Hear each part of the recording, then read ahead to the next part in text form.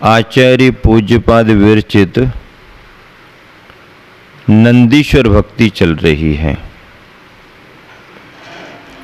वर्णन अतिशयकारी है। प्रभावना के पुंज जिन मंदिरों की चर्चा है, मंदिरों के वैभव विभूतियों की चर्चा है, इंद्रों की पूजा अर्चना और भक्ति की चर्चा है। श्लोक नंबर 3 प्रारंभ हो रहा है। सभी जन ध्यान से सुनेंगे, मिलान करेंगे। भावन सुर भवनेषु द्वासप्ततिशत सहस्र संख्याभ्यधिका कोट्या सप्त प्रोक्ता भवनानां भूरि तेजसां भुवनानां। भावन सुर भवनेषु, भवनवासी देवों के भवनों में। भवनवासी देवों का एक निकाय है। ऐसे उन भवनवासी देवों के भवनों में भूरि तेजसाम, अत्यधिक तेज स्वरूप, भवनानाम, भवनों की, भुवनानाम, भवनानाम भुवनानाम, भवनों की लोक में सप्तकोट्या द्वासप्ततिशत सहस्र संख्याभ्यधिका 7 करोड़ द्वासप्ततिशत, सप्त द्वासप्ततिशत सहस्र संख्याभ्यधिका 72 लाख से अधिक संख्या प्रोक्ता कही गई है। भवनवासी देवों के भवनों में अत्यधिक तेज स्वरूप भवनों की लोक में 7 करोड़ 72 लाख से अधिक संख्या कही गई है। पद्यानुवाद है। भवनवासियों के भवनों में, भवनवासियों के भवनों में तथा जिनालय बने हुए तेज कांति से दमक रहे हैं और तेज सब हने हुए, जिनकी संख्या जिन आगम में 7 कोटि की मानी है, जिनकी संख्या जिन आगम में 7 कोटि की मानी है। 60 लाख 10 लाख और 2 लाख बताते ज्ञानी हैं। 60 लाख 10 लाख और 2 लाख बताते ज्ञानी हैं। कितना अच्छा पद्य है। भाव स्पष्ट। संस्कृत का श्लोक, उसका अन्वय मीनिंग कर दिया गया और पद्यानुवाद ने तो और बहुत स्पष्ट कर दिया। लालित्यपूर्ण पद्यानुवाद। फिर से पढ़ने का मन हो रहा है। भवनवासियों के भवनों में तथा जिनालय बने हुए, भवनवासियों के भवनों में तथा जिनालय बने हुए तेज कांति से दमक रहे हैं और तेज सब हने हुए, जिनकी संख्या जिन आगम में 7 कोटि की मानी है, जिनकी संख्या जिन आगम में 7 कोटि की मानी है। 60 लाख 10 लाख और 2 लाख बताते ज्ञानी हैं। असंख्य गुण युक्तानी, असंख्य गुणों से युक्त हैं। असंख्यात भी हैं और असंख्य गुणों से युक्त हैं। त्रिभुवन जन नयन मनः प्रियाणी, 3 लोक के प्राणियों के नेत्र और मन को प्रिय लगने वाले हैं। तीन लोक के प्राणियों के नेत्र और मन को प्रिय लगने वाले हैं। भौम विबुध नुतानी तथा व्यंतर देवों के द्वारा स्तुत हैं, व्यंतर देवों के द्वारा स्तुत हैं। कितनी बढ़िया बात कही गई। सारांश क्या निकला? तीन लोक के जीवों के स्वामी के जिन ग्रह असंख्यात हैं, जो कि असंख्य गुणों से युक्त हैं, तीन लोक के प्राणियों के नेत्र और मन को प्रिय लगने वाले हैं तथा व्यंतर देवों के द्वारा स्तुत हैं। पहली बात तो संख्या की है कि असंख्यात है तीनों लोकों में। दूसरी बात है कि तीन लोकों के प्राणियों के नेत्र और मन को प्रिय लगने वाले हैं। तीनों लोक कौन कौन से?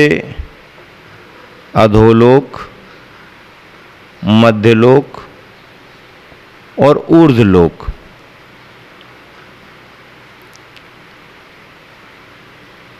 अधोलोक के भवनवासी और व्यंतरादि, उनके नेत्रों को हरने वाले हैं। नेत्र देखते हैं तो देखते रह जाते हैं। भक्तामर में भी आदिनाथ भगवान की स्तुति करते हुए आचार्य मानतंग गोस्वामी ने यही लिखा, तीनों लोकों के जीवों के नेत्रों को हरण करने वाले, सुखदायी लगने वाले, मन को प्रिय लगने वाले। मन को प्रिय, क्या बात है। मन में प्रिय और अप्रिय पने का भाव जल्दी आता है, लेकिन ऐसे जिन बिंब हैं जो नेत्रों को भी अच्छे लग रहे हैं और मन को भी प्रिय लग रहे हैं। व्यंतर देवों के जिनालयों की बात क्या बताएं। ज्योतिष के देवों के जिनालयों की बात क्या बताएं। पिछले दिनों में सारी चर्चाएं आप सबके सामने रखी गईं। मुझे तो बार बार ऐसा लगता है कि आचार्यों ने अपना जीवन उत्कृष्ट साधनामय बनाया, ध्यान की भूमिका में रहते हैं, आध्यात्मिक विचारधारा रखते हैं, फिर भी अपने उपयोग को इतना लीन करते हुए जिन बिंबों की इतनी भक्तियां की हैं। शुभ ध्यान है, धर्म ध्यान है। कलिकाल पंचम काल में इससे बड़ा ध्यान और क्या होगा।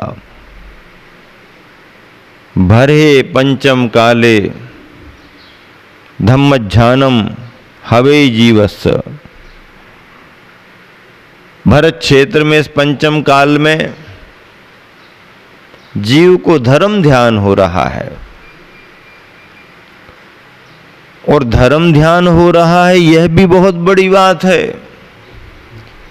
क्योंकि प्राणी निरंतर अशुभ अभिप्राय को लेकर के राग द्वेष में पड़ा हुआ है, आर्त रौद्र ध्यान में लगा हुआ है। धर्म ध्यान की चर्चा दुर्लभ है, दुर्लभ। क्यों? क्योंकि विषय कसायों का संस्कार इस प्राणी को घेरे हुए रहता है। प्राणी घिरा है, निरंतर घिरा है, सुलभता है। विषयों की ओर मन की प्रवृत्ति सुलभ होती है। इंद्रियां अपने इष्ट विषयों की ओर प्रवृत्त होती हैं। मन इष्ट सामग्री को पसंद करता है। विषयों की बहुलता रहती है। रागी है, द्वेषी है, आर्त ध्यान करता है, रौद्र ध्यान करता है, दुर्ध्यान करता है, संक्लेश में जीता है, विकल्पों में जीता है।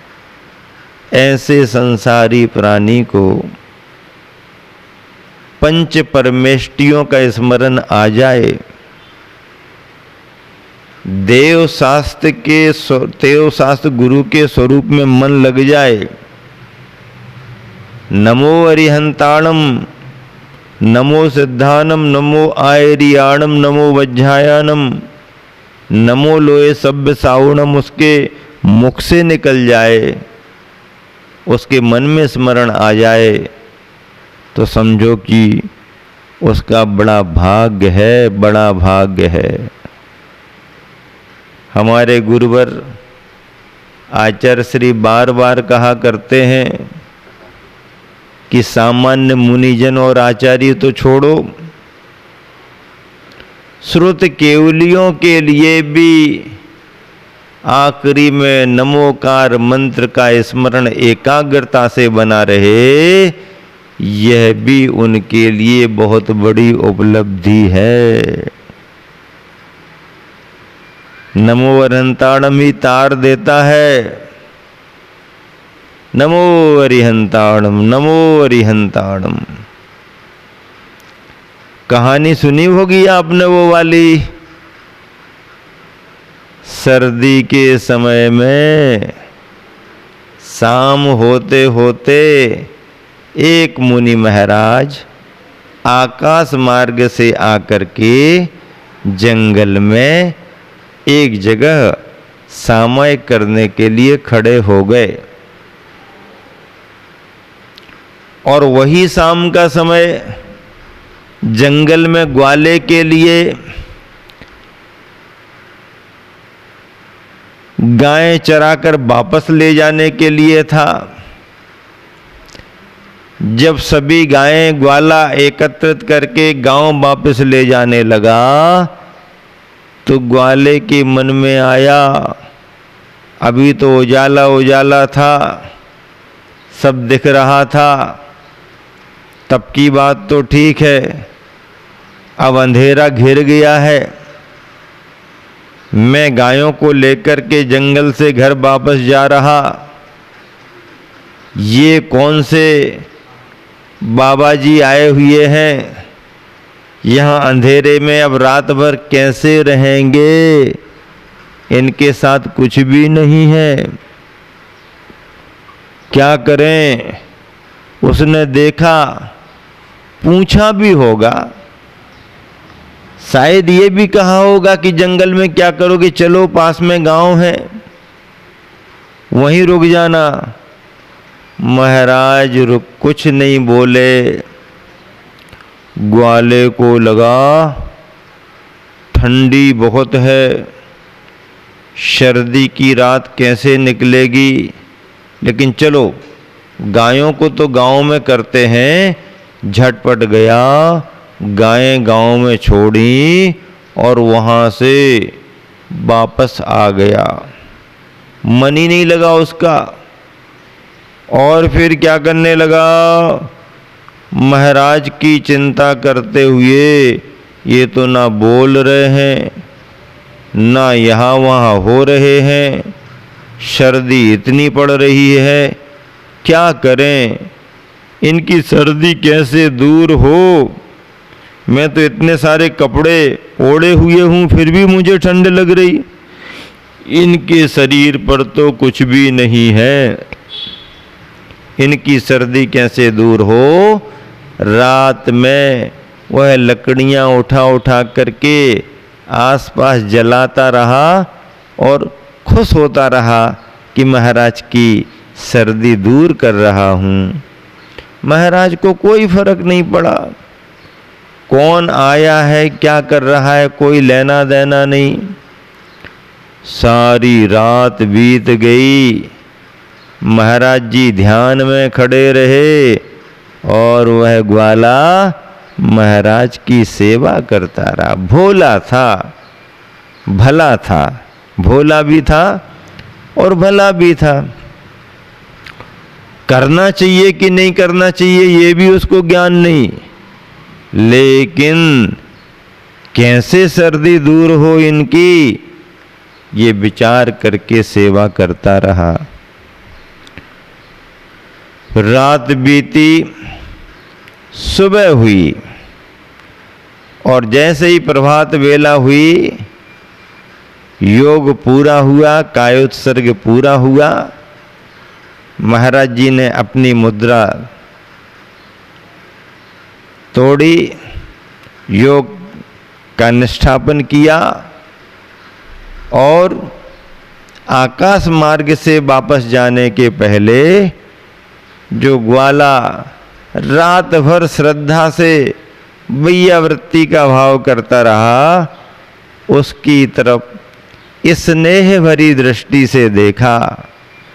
वो हाथ जोड़े, कुछ कहे, कुछ अपना दुखड़ा रोए या कुछ मांगे, इसके पहले ही मुस्कुराते हुए करुणा भाव से देखकर नमो अरिहंताणम कहा महाराज ने और आकाश मार्ग से निकल गए। बस इसने नमो अरिहंताणम पकड़ लिया, नमो अरिहंताणम पकड़ लिया, नमो अरिहंताणम पकड़ लिया। ग्वाला महाराज जी का वही आशीर्वाद मान करके नमो अरिहंताणम, नमो अरिहंताणम, नमो अरिहंताणम करता रहता था। उसकी पहचान नमो अरिहंताणम के माध्यम से बन गई। और जब वह अपने जीवन के उस समय बहती हुई धार में जानवर पकड़ने के लिए उतर गया, कूद गया, पेट में लकड़ी लग गई, उस समय भी उसके मुख से नमो अरिहंताणम ही निकला। उसका पुण्य उसको राजघराने में जन्म दिलाया। जीवन भर उसने नमोकार मंत्र से पुण्य कमाया, श्रद्धा की, और ऐसे अद्भुत सेवा भाव से उसने इतना सारा पुण्य कमाया। यह पुण्य उसके लिए परमार्थ का कारण बना।